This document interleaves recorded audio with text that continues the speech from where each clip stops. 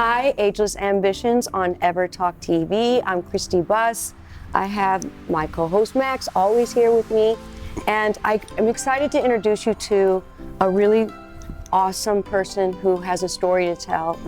His mission is to prevent suicide and make it aware for all of you to understand what that is like, because I think he's going to talk about the fact that he did try to commit suicide and failed, and with that fail, he opened himself up to realize how much life is worth.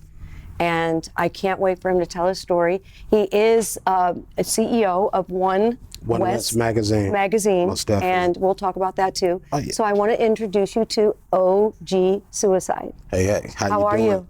I'm doing good. Every day above ground is a blessing. See, we need to hear that more often. We really don't. We wake up and just go along with our day, and we really don't take a minute to really say we are so blessed to be here. Yes, right? Especially with so much going on in life around us, from work to family duties to everyday life. Right, and just you never know if you're not going to be here tomorrow. You never know. So every day has to be a blessing. It has to. So tell me your story. Did you grow up, obviously, in California? Yes, I grew up in Compton. Compton, you're a Compton boy, right? Yeah, most definite. Born in Martin Luther King Hospital. Okay. Was abandoned when I was 18 months, and from there I was found in an apartment where eventually we was me and my older brother was pretty much rescued by Children's Services and the authorities. Wow. And so that you were just alone in yes, we had been there. I guess they, from my knowledge, we had been there for a few days, and people was calling and complaining. They kept hearing kids crying, and it don't appear to be nobody there with them. Right. So when they came and they approached the apartment and actually entered it, there we were. Right. So you have a brother and you. Yes. Okay. Yes. All right. Older brother. So and me. tell me what happened from there. Like how? From there, I was put in a temporary foster home. Okay. The home of Essie Lee Price, who eventually went through the process and she adopted me. How cool is that? Very cool, because she really saved my life. Wow. Really and your did. brother? Yeah, well, my brother, I don't know, they separated us. Oh, you guys had to be separated? That's kind of something that they normally do. Oh, okay. They separate you. And that must have been, well, obviously you didn't. Yeah, I was 18 months. Yeah, I didn't really know too much. Right. But did you guys ever connect back together? Yes. It was I grew up in Miss Price's house. She ended up adopting me when I was 18 months.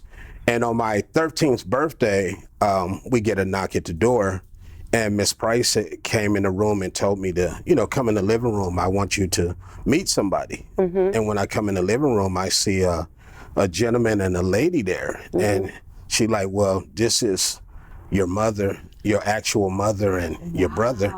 And I'm looking like, well, you're the only mother I know. Right. So to me, they was like strangers to me. And from there, I was able to go with them, and I met some other family members, and it kind of felt uncomfortable because I'm, pretty much, they're strangers. I'm 13. I was abandoned when I was 18 months. So I was 13 at the time, and I met other family members or whatnot. And, when I came back, I had asked Miss Price, like, how did, I thought you was my mom, because she's all who I ever known was a mother, and her daughters is my sisters, and she told me, well, you was abandoned when you was 18 months, and when we got you, you was to stay with us temporarily, because she had a foster home that pretty much an emergency home that take kids in. Right. So she told me the story. What a beautiful woman.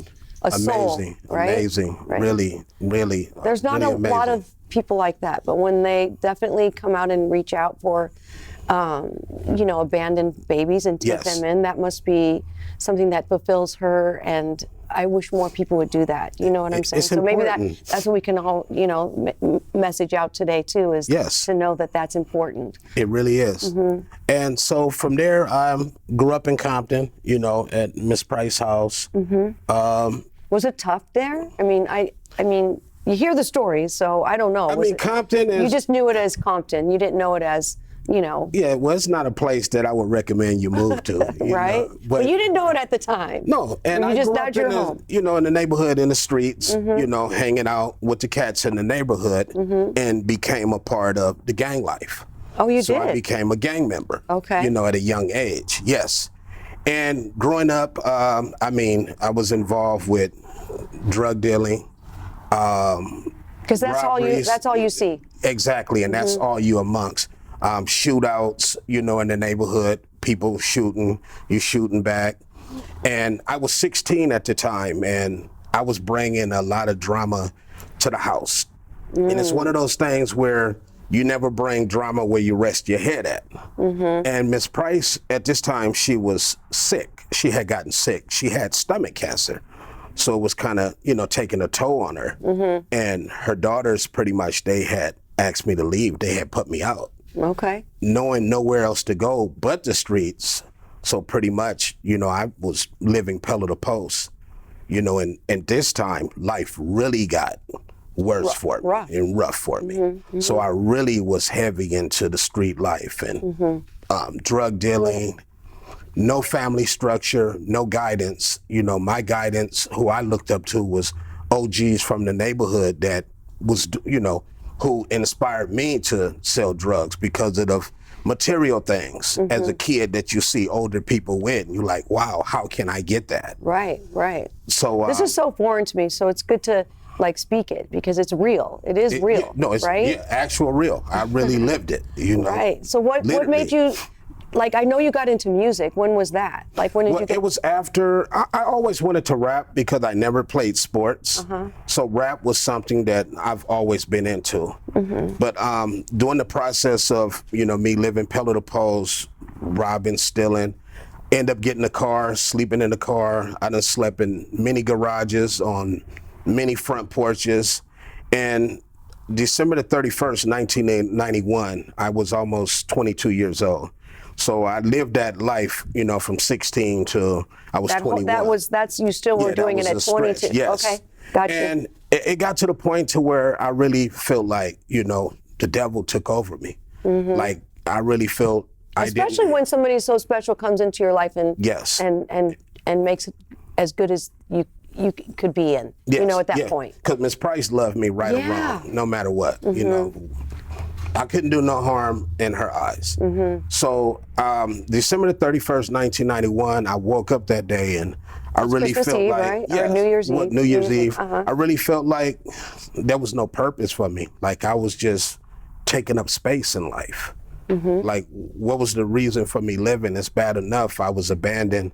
Now I'm kicked out, and people that in the neighborhood, they wouldn't understand me because, you know, they came from good homes. They was brung up well, mother and father in the house, well taken care of. And December the 31st, 1991, I feel like that was it. Like there was no purpose for me to live no more. And I actually took a gun and I put it to my head. Wow. And I pulled the trigger. You did? Yes. And I shot myself. Yes. Okay. And God spared my life, and he spared my life for a reason. And from there, that's what made me get into music, because I really wanted to find a way to express myself. You know, I didn't really have an education, because growing up in school, I always had special ed classes. So I stopped going to school at like the 9th grade. You know, I just couldn't deal with it. You know, it was like and to me, I felt embarrassed being in special ed classes. Right. You know, I wanted to learn, but I also, you know, found out from Miss Price, you know, when I got older, that I was actually born a drug baby, a crack baby. So as far as me being able to be educated, it would be hard because of, you know, my situation. So wanted to get into music. The great Leon Haywood, gentleman R&B singer, he had a studio, and I started going up to his studio, and I had spoke to him about actually, you know, putting some music out, and told him my story, and, you know, it really touched him, and he became a godfather to me, and actually put me in the studio. So I started getting beats from a buddy of mine named Lee, and I started writing to him, and I really started writing about my life experiences. Like, I wasn't good in school, but I was always good at putting the words together. If I didn't know how to spell it, I would look it up and find a way to spell it. So the music became like my medicine. It became my hope.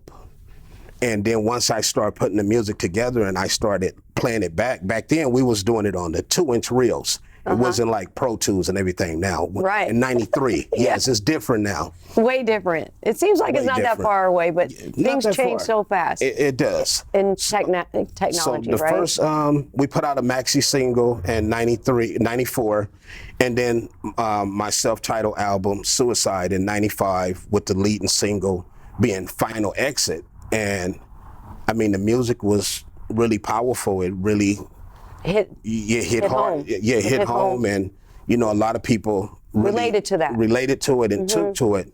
But what really touched me the most was people from overseas, like Germany, Australia, London, Japan, started gravitating to the music. You know, people in third world countries, like I have fan base in Russia, Haiti, Nigeria, you name it. Because they relate now. to you so much because they have, you know, Yes. it's not easy in their lives either, right? No, it's not easy in their life. So the music that, you know, I make, and I How do you find your music? Where do you find it? Like, is it on all this? it's on all the digital platforms. Okay. I also brought some CDs for you as well. Thank you. Most Okay. definitely. Got to bring Let me see. gifts. Got to bring gifts. Thank OGs you, are OG. forever. This is my latest release. OGs are forever. Because from 40 and up, you know, that's the life where you're an OG. You're older, you know, and There's OGs nothing are like forever. there's nothing like having your age and being older Yes. and representing your to give everything you can to the youth Yes. on all levels, Yes, right? because when I was 25, I was still in the streets. I was making music that people could relate to, but I also was expressing I was still affiliated with the streets. But as I got older, I started merging away from, you know, that style of music. Like this album right here there's no age bracket. You could put this album on and, you know, play it for everyone, and it talks to everybody, and it feels good because I have like young people like 12 years old, 13-year-olds that reach out to me on Instagram and tell me how my music inspired them to want to live. And when you got kids reaching to you, especially Cuicide, you know, right now it's at an all-time high. What do you do? Because I feel like you were presenting yourself to go to different places to Yes, to schools, yes, youth centers. I go speak at, and I share my story, and people reach out changes to lives. me. It changes lives. My music really changes lives. And multiple times I have literally talked people out of committing suicide that wanted to die, that was on the dark side, but in the back of their mind, they remembered, like, you know what? I know somebody that I can call, and they've called me many a time. Because it doesn't just take their life; it takes everybody surrounding them. Especially And it your really, loved ones. They hurt the most. Yeah. You're It going really- through pain, but one thing I've learned, there's nothing that could go on in your life that can ever make you want to take your life. But when you look at the news and when you look on social media and you're There's a seeing lot of kids pressure. There's a 7 lot. years old, Yeah. 8-year-olds committing suicide that's never experienced life. I know. If people can't look at that and say, we have a problem, Yeah. and quit kicking it under the rug. So that's what made me want to step up and say, this is my calling, and I want to be the face of suicide prevention. This is so awesome. Thank you for being here today. Most definitely. So I know you have a brand. It's Yes. like One West magazine. And Yes, so it tell me is. about that just for a little bit. Like, what are you doing with that magazine? And Okay, was me it- and my business partner, my god brother Jason, we created a magazine because I like helping other artists, up and coming artists. Oh, okay. Up and coming artists don't have a budget. And a They're- platform, and right? a platform. They're not signed to a major record label. Because to get in, there's a lot of magazines out there that exist, but it's unaffordable to people that's not signed to a major.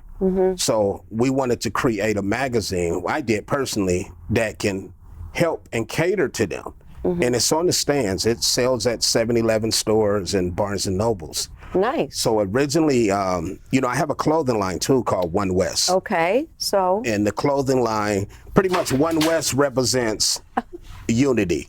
You know, it represents to bring everybody together as one. The O is pretty much the globe with the one in it. Together as one. Together as one. That's what and that's One your West means. clothing line. Yeah, that's my clothing line. That's nice. So I like that. I originally wanted to call the magazine Get Familiar.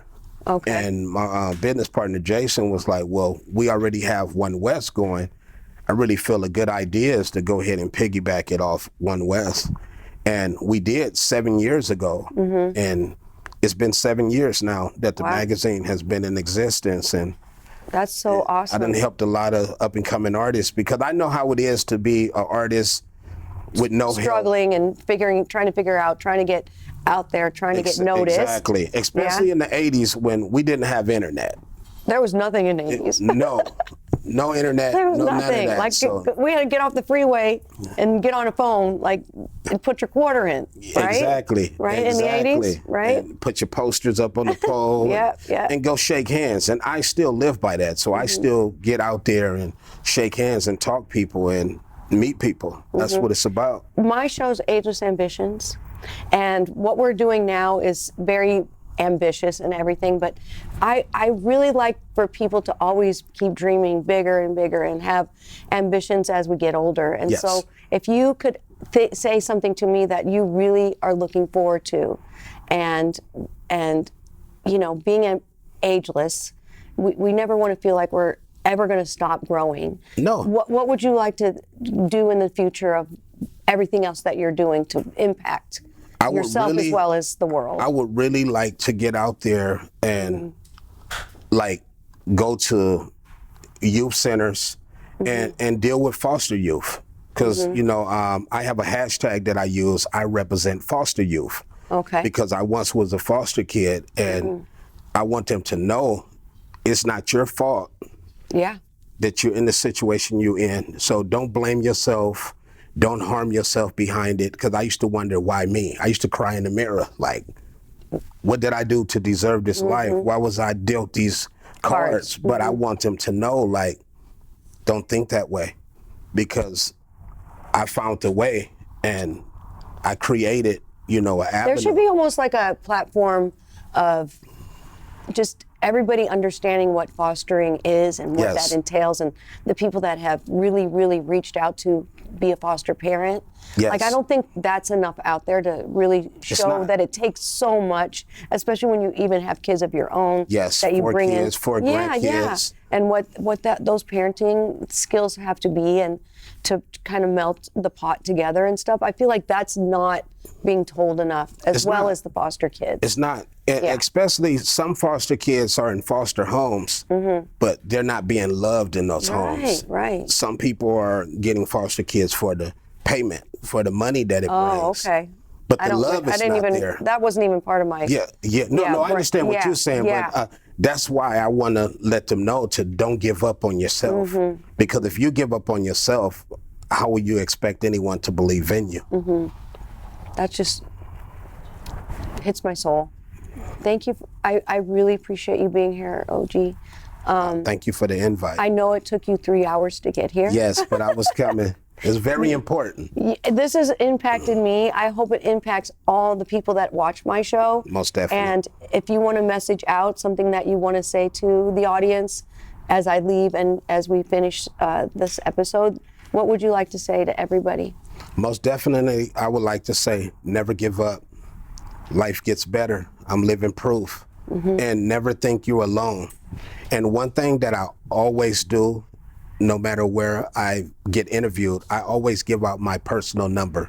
Okay. That's how people reach me, and they get in contact with me direct and express, you know, how they feel if they're ever thinking or considering suicide. What's your number? My number is 310-938-9376. And they can reach me anytime. Never feel like you being a burden or you don't want to bother me with your problems, because I'm here with open arms. Thank you.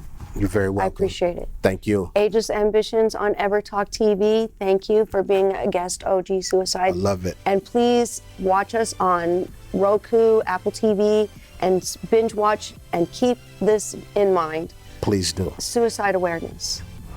Thank you.